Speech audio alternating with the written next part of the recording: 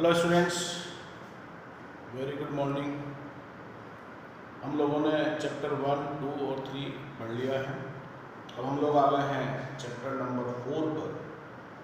अगस्त का डे 9 और chapter number 4 नाम है क्वाड्रेटिक इक्वेशन, जिसको हम लोग शॉर्ट में क्यूई बोला करते हैं। कुछ समय के बाद आप भी इसे क्यूई बोला करोगे और क्यूई ही लिखा करोगे। अब पहली चीज, क्यूई होती क्या है, कैसे बनी होगी और इससे हम क्या चीज़ें फाइंड कर सकते हैं, या यूँ कहो इसके सॉल्यूशंस कितने होते हैं और उन्हें फाइंड करने के तरीके क्या क्या हैं। ये पूरा चैप्टर है हमारा। इस चैप्टर का कुछ पार्ट इस साल के लिए सिलेबस में नहीं है, वो मैं जब समय आएगा तब बता दूंगा। फिलहाल क्यूई क्या होती है, उसके पहले जब हम लोग छोटी क्लासेस में थे तब हम लोग इस तरह की इक्वेशंस को सॉल्व करना सीखते थे।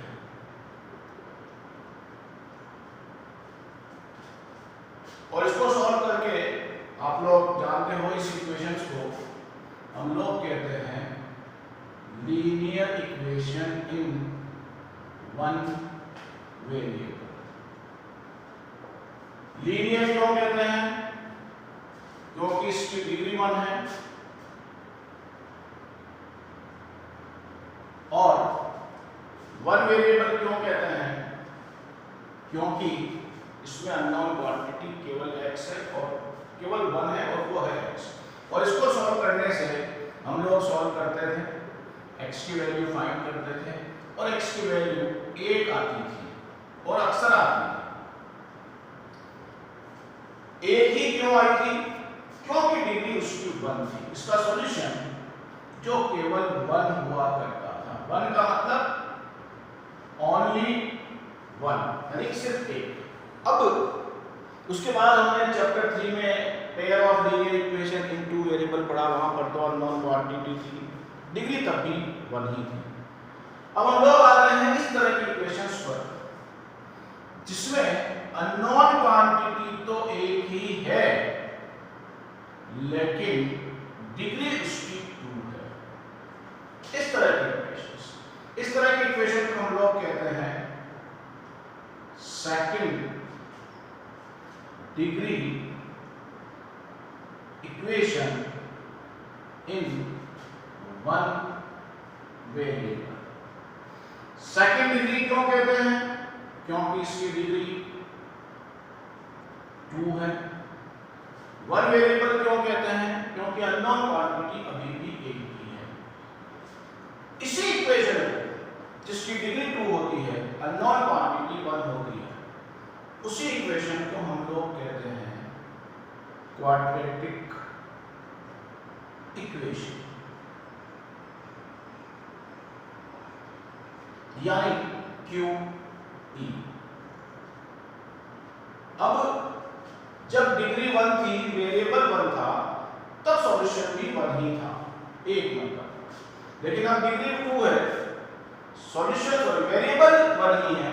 इसका मतलब है कि इसमें जो भी अननोन क्वांटिटी होगी, जिसको हम x कह रहे हैं, वो 2 आएगी। यानी इस x के आंसर 1 नहीं 2 आएंगे। यानी हम ये कहेंगे कि इसके सॉल्यूशन 2 होंगे। कैसे होंगे, क्यों होंगे, कब होंगे, दोनों सेम होंगे या दोनों अलग अलग होंगे, या हो भी पाएंगे कि नहीं पाएंगे, ये पूरा एक चैप्टर है। अब सवाल ये उठता है कि आखिर ये आई कहां से? बिल्कुल सिंपल बात बोल रहा हूं। आप लोगों ने चैप्टर 2 पढ़ा था।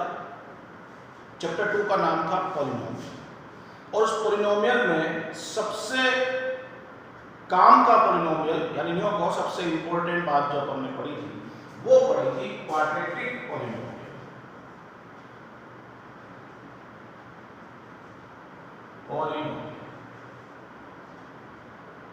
और आपको यदि याद हो तो क्वाड्रेटिक पॉलिनोमियल, जिसको मैं अब शॉर्ट में आगे जाकर QP बोला करूंगा, इसकी स्टैंडर्ड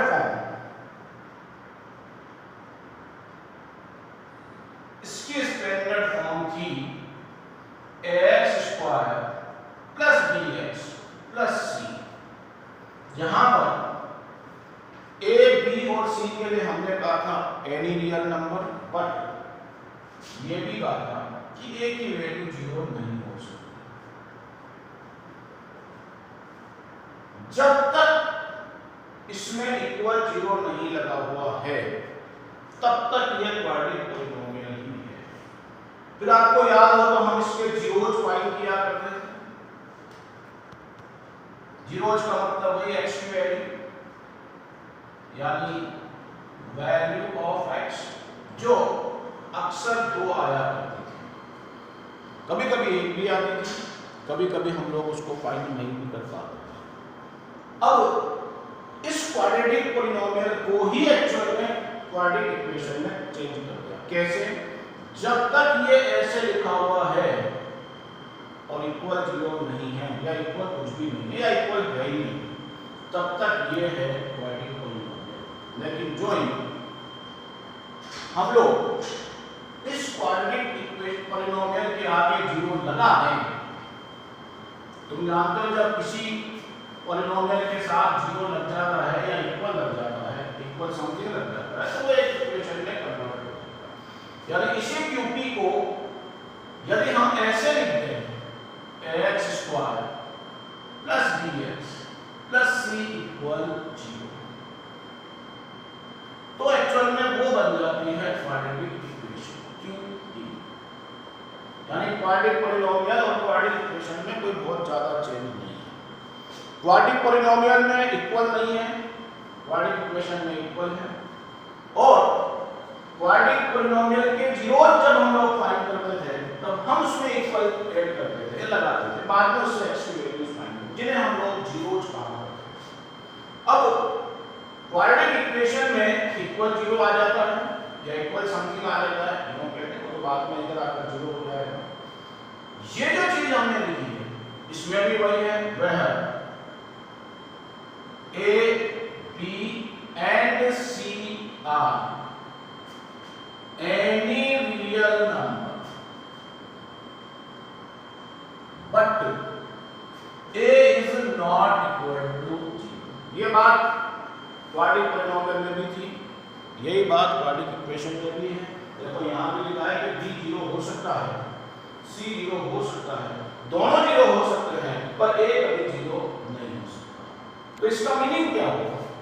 A तो कभी 0 होगा नहीं, तो इसका मतलब इफ B इक्वल 0 हो जाए तो क्या होगा? यदि B इक्वल 0 हो जाए तो ये टर्म हमारी 0 हो जाएगी, तब हमारी QE इस फॉर्म में चली जाएगी। ये भी QE है, ये ध्यान रखना, क्योंकि डिग्री इसकी भी 2 है, अननोन क्वांटिटी इसमें भी 1 ही है।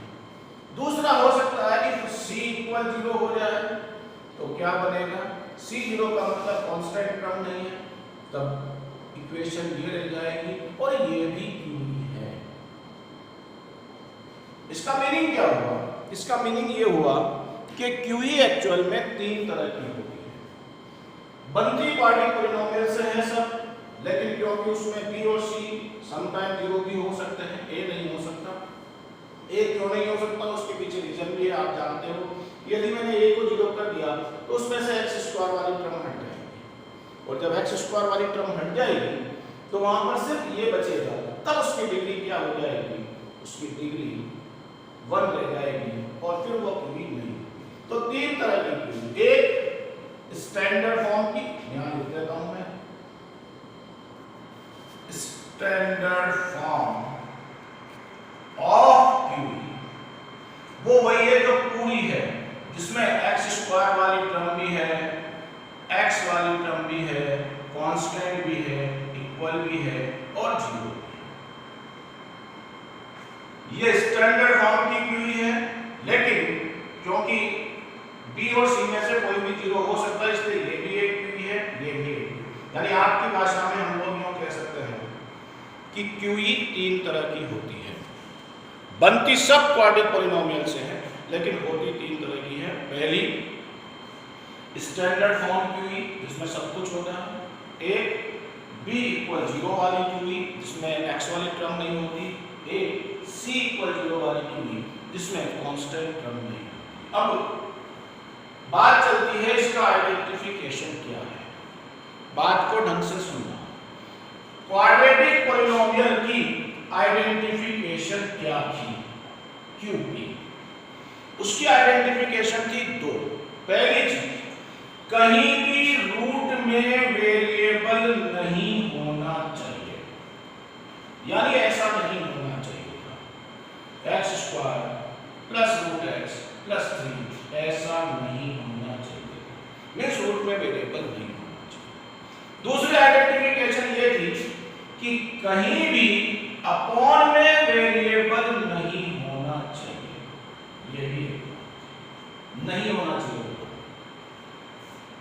अब QE में क्या क्या होना चाहिए? अब QE का आइडेंटिफिकेशन देखो, चेक करो। पहली बात, रूट में वेरिएबल इसमें भी नहीं चलेगा, रूट x नो, नहीं चलेगा, क्योंकि रूट में वेरिएबल होने का मीनिंग होता है कि वेरिएबल की पावर एक्चुअल में नेगेटिव हो गई, सॉरी अपॉन में हो गई है, रेशनल हो गई है, यानी कहो पॉजिटिव इंटीजर नहीं है। दूसरी चीज, यहां अपॉन में भी नहीं चलता, लेकिन यहां अपॉन चल सकता है। कारण उसका यह है क्योंकि उसमें इक्वल कुछ होता है, और जब इक्वल कुछ होता है तो जब हम इसका एलसीएम लेंगे तो ये या क्रॉस मल्टीप्लाई करेंगे तो ये उधर चला जाएगा, यानी जब हम इसको सॉल्व करेंगे तो ये बचेगा, और ये QE है। यानी पहली चीज क्या नहीं होना चाहिए? रूट में वेरिएबल नहीं होना चाहिए, पहली चीज। दूसरी चीज, अपॉन में हो कोई दिक्कत नहीं, अपन सॉल्व करके चेक कर सकते हैं, लेकिन सबसे इंपॉर्टेंट चीज डिग्री, हर हाल में 2 ही होनी चाहिए, न 2 से कम चलेगी न 2 से ज्यादा चलेगी। ट्रम कितनी भी हो सकती है, ट्रम 3 भी हो सकती है, ट्रम 2 भी हो सकती है, लेकिन 3 से ज्यादा फिर होगी नहीं। पर डिग्री हर हाल में 2 होनी चाहिए, रूट में वेरिएबल नहीं होना चाहिए, अपॉन में है तो उसको थोड़ा सा क्या करो, सॉल्व करो, क्योंकि इक्वल है, हो सकता है वो जो अपॉन है वो उधर चला जाए और वो फिर QE बन जाए। लेकिन चेक करने से पहले दो चीजें जरूर चेक करना। पहली चीज, कहीं रूट में वेरिएबल है या नहीं है, यदि रूट में वेरिएबल है तो वो वहीं खत्म हो गया, नॉट QE। और जैसे हम इसकी बात करें तो ये QE नहीं बनाएगा, लेकिन अपॉन में वेरिएबल है तो पहले थोड़ा उसको सॉल्व करेंगे, सॉल्व करने के बाद पता चलेगा कि वो अपॉन वाला हटता है कि नहीं हटता, या उसकी डिग्री कितनी रह जाती है। तो दो आइडेंटिफिकेशन है सिर्फ QE की। पहली, डिग्री हर हाल में 2 होनी चाहिए, दूसरा, रूट में वेरिएबल नहीं होना चाहिए। अपॉन में है तो पहले उसको सॉल्व करेंगे, ब्रैकेट है तो पहले उसको सॉल्व करेंगे। हम कुछ QE को देखकर, कुछ क्वेश्चन में QE को केवल देखकर अपन जवाब दे सकते हैं कि वो QE है कि नहीं है, और कुछ में अपने को उसे सॉल्व करना पड़ता है। जैसे मैं एक एग्जांपल दे रहा हूं, यदि मैं इसके इक्वल 0 लगा दूं, इसके इक्वल 0 लगा दूं, तो मैं इसको डायरेक्ट देखकर जवाब दे सकता हूं कि नॉट QE, कारण रूट में वेरिएबल है।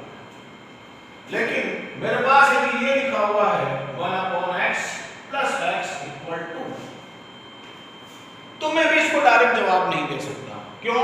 क्योंकि इसमें अभी सॉल्व होने के चांस बाकी है। तो पहले इसको मैं सॉल्व करूंगा, सॉल्व करने के बाद इसकी डिग्री चेक करूंगा, और डिग्री चेक करने के बाद बताऊंगा कि ये QE है कि नहीं। जैसे मान लो आपके पास ये लिखा हुआ है x - 2 x + 3 equal x² + 2x। मैं इसको डायरेक्ट नहीं बता सकता कि ये QE है कि नहीं है, पहले मुझे इसे क्या करना पड़ेगा, सॉल्व करना पड़ेगा। सॉल्व करने के बाद मैं इसको देखूंगा कि इसकी डिग्री 2 है या नहीं। जब डिग्री 2 रह जाएगी तो मैं कहूंगा QE है, और डिग्री यदि 2 नहीं होगी तो मैं मना कर दूंगा कि QE नहीं है। अब ये आइडेंटिफिकेशन है। हमारी इस पहली एक्सरसाइज के पहले क्वेश्चन में इसने यही पूछा है कि जो नीचे उसने कुछ इक्वेशन दे रखी है वो QE है या नहीं है, तो उसको अपने को उसमें कुछ सॉल्व करने पड़ेंगे, कुछ का जवाब अपन और भी दे सकते हैं। जैसे इसके बारे में हमने कह दिया ये QE नहीं है, यदि ये लिखा होता सिर्फ इतना सा, जैसे ये x² + 2x - 5 = 0, तो मैं इसको बिना कुछ सॉल्व किए कहता यस इट इज QE। बारे में मैं नहीं कह सकता, पहले मुझे इन्हें क्या करना पड़ेगा, सॉल्व करना पड़ेगा। यदि मेरे पास ये लिखा होता x² प्लस 2x इक्वल 0 तो मैं डायरेक्ट कह सकता था यस 2, क्योंकि इसमें सॉल्व करने के कोई ऑप्शन नहीं। लेकिन इसके बारे में भी मैं डायरेक्ट कह सकता हूँ यस 2, लेकिन इसके बारे में मैं नहीं कह सकता, होगी या नहीं होगी सॉल्व करने के बाद पता चलेगा। तो हम आज इतना ही काम कर रहे हैं, आप लोग थोड़ा सा पढ़ना।